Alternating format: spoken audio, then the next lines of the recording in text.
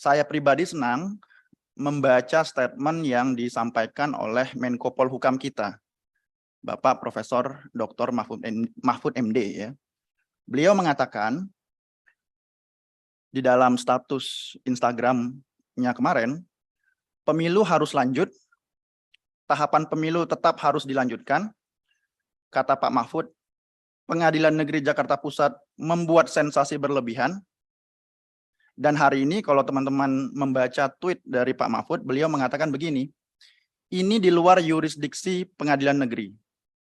Kata Pak Mahfud, ini ibarat kasus perceraian yang diselesaikan lewat pengadilan militer.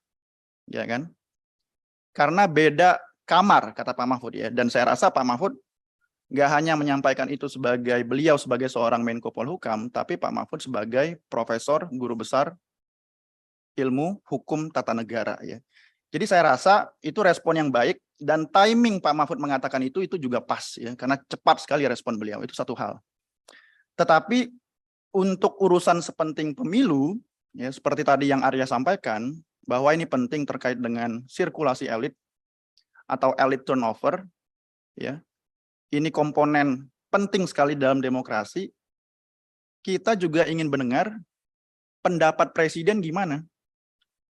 Sikap presiden gimana? Posisi presiden dalam hal ini seperti apa? Ya kan? Pak Mahfud sudah menyampaikan yang tadi saya sebutkan ya. Sekarang presiden gimana sikapnya? Apakah presiden akan mengatakan secara normatif menghormati keputusan pengadilan? Artinya mungkin meminta KPU untuk mengajukan banding, atau presiden memberikan hint, ya, memberikan petunjuk-petunjuk bahwa ini keputusan harus dilawan dan KPU tetap menjalankan proses tahapan-tahapan pemilu sebagaimana yang sudah terjadwal. Ya, ini penting untuk memberikan arah yang jelas soal posisi negara terhadap keputusan pengadilan. Walaupun ini tentu memiliki implikasi ya. Sikap yang akan ditentukan oleh pemerintah itu punya implikasi. Misalnya satu ya, tadi yang Arya sebutkan, kalau pemerintah memilih untuk banding, misalnya meminta KPU untuk banding ya sebagai pihak tergugat, seperti tadi yang Arya sampaikan, ini bisa menimbulkan ketidakpastian.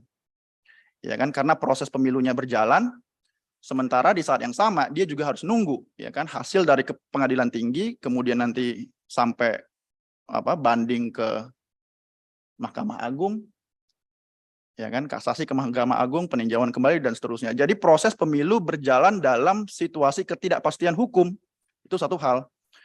Tetapi kalau misalnya memilih untuk katakanlah dalam tanda kutip mengabaikan keputusan pengadilan, mungkin bisa dianggap pemerintah nggak taat hukum.